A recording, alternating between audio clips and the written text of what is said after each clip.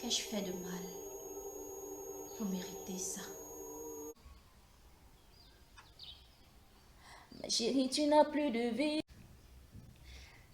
Salut, bonjour, bonsoir, bienvenue à Gigi Ngono. Si vous n'êtes pas encore abonné, s'il vous plaît, mettez vos valises là, déposez-vous, asseyez-vous, prenez une chaise et prenez pas que des popcorn parce que ce soir, j'ai une histoire à vous raconter. Alors le lendemain matin, Ghislaine se réveille, elle fait son travail normalement, la journée là se passe sans encombre, tout va bien. En dehors du fait, peut-être son patron et elle ont causé au téléphone, ils étaient comme des bons amis. Le lendemain, le surlendemain en fait, elle recommence et elle se rend compte que le patron ne rentre pas. Le troisième jour, le patron ne rentre pas. Le quatrième jour, le patron ne rentre pas. Il fait comme ça un mois bien plein, sans rentrer. Lorsque la fin du mois est arrivée, Rodrigue l'appelle, il dit bon Ghislaine, je ne sais pas, comme je ne suis pas rentrée là, je pense que je vais vous envoyer l'argent par Orange Money. Je vais vous envoyer l'argent par votre compte bancaire ou alors si vous avez un compte mobile, je pourrais vous faire ce dépôt par là-bas. Elle dit ok sans souci, je suis là. En fait elle est confiante. Elle est sympa. En fait, la vie est simple. C'est quel beau. La vie est beau. Quelle beaulure. Donc, elle profite en fait. Bon, maintenant, on lui envoie l'argent. Elle récupère son 250 000 pieds. Mais elle dit que, hey, le chômage, moi, c'est fini. Qu'elle veut me donner à fond dans le travail. Si c'est le genre de travail que non. Tu pries, tu demandes à Dieu que Seigneur, s'il te plaît, fais en sorte que je fasse mon travail avec amour, avec élégance, avec voilà, vous voyez un peu le genre. Alors son patron rentre même 2 mois après qu'il soit parti. Et pendant les 2 mois, son salaire passait normalement et il causait tout le temps au téléphone.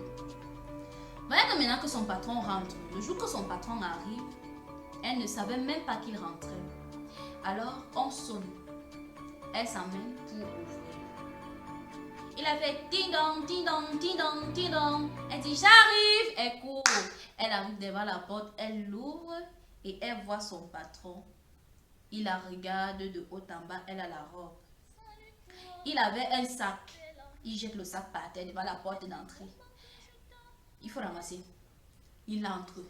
Elle dit bonjour monsieur, bienvenue. Il passe. Il va dans sa chambre. Il tourne dans la chambre. Il ressort de la chambre. Il va dans le salon, en fait, il regarde toutes les pièces de sa maison. Tout. C'est comme si, en fait, il regarde que est-ce qu'on n'a pas pris ci, est-ce qu'on n'a pas pris ça, est-ce qu'on n'a pas pris ça, est-ce qu'on n'a pas pris ça. Après, il revient. Il croise, en fait, Ghislaine qui est en train de transporter son sac pour mettre dans sa chambre. Il dit, dans cette valise-là, il y a les habits, il faut les laver. Je veux que ça soit propre d'ici demain matin. Ok, tu vas me repasser les quelques caleçons qui étaient posés là. Tu vas me nettoyer les chaussures là. En fait, il commence à donner les ordres. En fait, il dicte les ordres de temps en temps, de temps en temps. Et il se lève donc, il finit de il part pour se laver dans la douche. Il se lave. Il se lave, il finit de verser l'eau partout. Il met la saleté partout en fait. Le genre que, bon, Ghislaine vient, elle se rend compte qu'il y a la saleté. Elle nettoie, parce qu'elle est là pour travailler, non. Elle nettoie. Il dit, Ghislaine! Oui, monsieur. Je vais manger. Tu as préparé quoi? Apporte-moi ce que tu as fait à manger. Ce que tu as fait comme nourriture aujourd'hui. Elle va dans la cuisine, elle lui sert à manger. Elle présente bien la table en fait. Après, il vient, il s'assoit, il mange. Il verse la nourriture sur lui, par terre et tout. C'est comme si en fait, il a envie de la taquiner, de la faire sortir de ses gonds, de voir en fait quel genre de personne elle est, jusqu'à quel niveau est-ce qu'elle peut arriver. Elle est boss, elle ne dit rien, ni A, ni B, rien du tout. Elle vient, elle nettoie tout. Il va devant la télé, il met le volume à un niveau que... Il ne regarde pas la télé, hein. Il met la télé comme ça, il met le volume, il part dans la chambre. Il arrête la blague dans la chambre, il parle au téléphone avec les gens. Elle va donc au salon. Elle se rend compte que au salon, la télé et la personne ne regarde, il y a trop le volume. Et aussi, elle se rend compte qu'il y a les lumières un peu de partout. Elle décide d'éteindre alors. Quand il entend le calme, pouf. Qui a éteint ma télé? Il sort. Elle dit, monsieur, c'est parce que vous ne regardez. Je ne t'ai pas demandé d'éteindre ma télé. Je ne t'ai pas demandé d'éteindre la télé. Je ne t'ai pas demandé d'éteindre la télé. Monsieur, je peux la rallumé. Il dit, je t'ai pas demandé de l'allumer. Je t'ai pas demandé de l'allumer. Je lui ai dit, ok, c'est qui ça? C'est quoi ça? C'est quoi? Je me trouve, je suis où? Alors, elle dit, ok, je vais partir alors dans la chambre comme vous n'avez pas besoin. Il dit que je ne peux pas me partir. Elle reste donc placée. Il dit, quand j'allume ma télé et que je mets mon volume, je ne veux pas que tu éteignes la télé. Est-ce que c'est clair? Oui, monsieur. Quand je laisse la lumière allumée et que je ne t'ai pas demandé d'éteindre, tu ne l'éteins pas. Est-ce que c'est clair? Elle dit, oui, monsieur. Maintenant, quand je suis en train de vous parler, il faut me regarder dans les yeux. Et si je vous demande de ne pas me regarder dans les yeux, vous me regardez les pieds. Vous faites ce que je dis à la lettre. Est-ce que c'est clair? Elle dit oui, monsieur. Maintenant, foutez le camp. Vous m'éteignez la lumière de votre chambre. Elle s'en va. Et c'est comme ça alors que chaque jour, elle subit ces trucs-là. En fait, il lui parle mal, il la crête. Parfois, il jette la fourchette sur elle. C'est quoi, ces jets de fourchette? Elle n'est pas propre. Non, ce n'est. Je veux une fourchette d'une autre couleur, d'une autre qualité. Pourquoi tu me donnes la même cuillère? Pourquoi?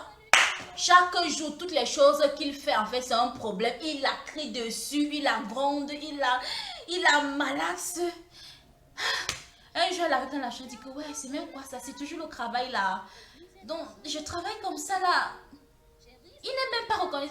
À toute heure, quand le monsieur là est à la maison, elle est là, on l'appelle le matin, elle l'appelle en journée, il appelle la nuit, surtout même la nuit. Ghislaine, viens faire ceci. Ghislaine, viens faire cela. Ghislaine, elle dit. Elle sort, elle va dans la chambre, elle se met à pleurer, elle dit que ouais, Seigneur, c'est encore quel genre de travail ça. Maintenant donc, un jour, elle a envie de sortir prendre l'air. Elle dit, elle entre dans la chambre de son patron. En fait, elle toque. Il demande d'entrer. Elle entre et elle lui dit, s'il vous plaît, je voudrais sortir pour prendre un peu d'air. Vous voulez faire quoi? Il n'y a pas l'air dans la maison ici. Il y a l'air dans ma chambre, il y a l'air dans la cuisine, il y a l'air dans votre chambre, il y a l'air dans la chambre d'à côté, il y a l'air dans le magasin, il y a l'air au salon, il y a... Vous voulez sortir pour aller où? Hein? Vous voulez aller faire quoi dehors? Elle dit, mais monsieur, ça fait déjà 3 mois que je suis ici et je suis enfermée. Je ne sors pas.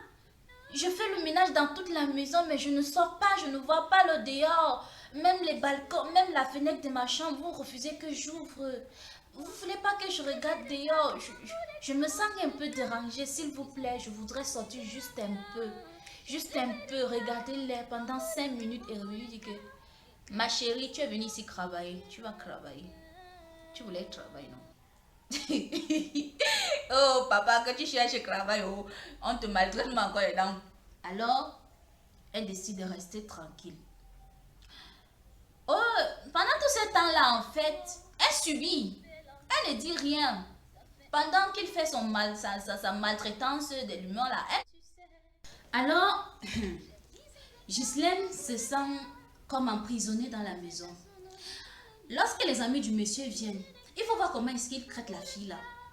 Il appelle comme une chiffonne, il la traite n'importe comment, il insulte même, et il la frappe même.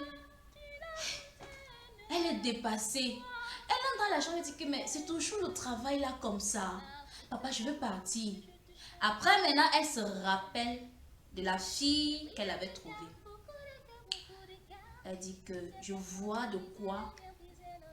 Je vois ce que la femme là disait la dernière fois. Moi, mais je vais partir. Ah là, je vais fuir d'ici. Hey, je ne peux même pas supporter ça. C'est toujours l'argent là qu'elle cherche. Et pourtant, quand elle fait son travail, tu sens qu'elle le fait avec amour. Elle le fait avec passion. Elle le fait avec détermination. Elle aime ça. Même malgré toutes les choses que le monsieur lui fait, elle ne se plaint pas. Mais quand elle entre dans la chambre,